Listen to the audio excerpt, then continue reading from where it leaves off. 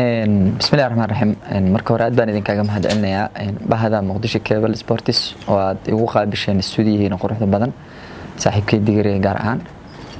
horta runtii sidaad ogtahay kooxda kubadda cagta ee gaadiidka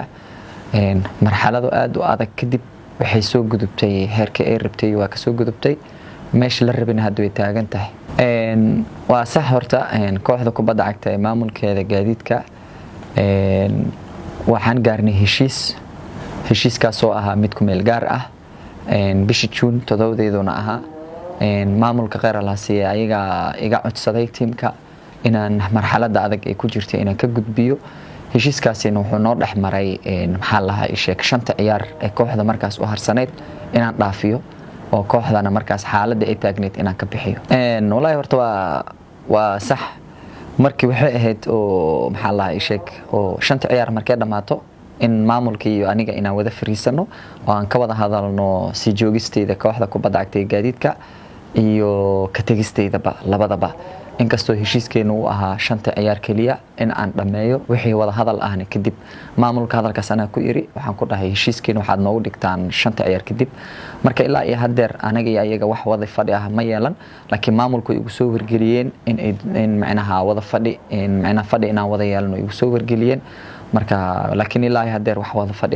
fadhi ah ma yeelan wallahi waxyaabaha qaar oo ku dhiirigelinaya shaqada aad qabanaysid waxay tahay qofka ka sareeyo in uu asiga heegan u yahay ama uu jecel yahay shaqada uu hayo aniga horta runtii aad baan ugu farxay la kulankii wasiirka Duran horta runtii waa haliyay sports hadaladiisa ka dareemaysa markuu kula hadlaayo dhirnaan weyn ka qaadaysa horta runtii wax badan dhiirigelinaan ka qaaday wasiirka uu ila kulmay waa la kulmay xafiiskiisa kula kulmay si fiican uu dhiirigeliyay wuxuu igu qanciyay uu igu wargeliyay teamka inay guuleysan doonto waxaan kulanay gameka Genyo kadib alxamdulillah wasiirka waxaan aaminsanahay kooxda intuu si joogo oo maamulkana meeshaas asi uu ka taagan yahay in meel alla meesha rabtay inay gaari karto horta wasiirka hadda kulan kala leenahay iyo gudaha maamulka kooxda kubadda cagta gaadiidka maalmahan ana mashquulsana ayagan wali isma arkin laakiin aniga hadda sida xaaladda hadda la taagan yahay gaadiidka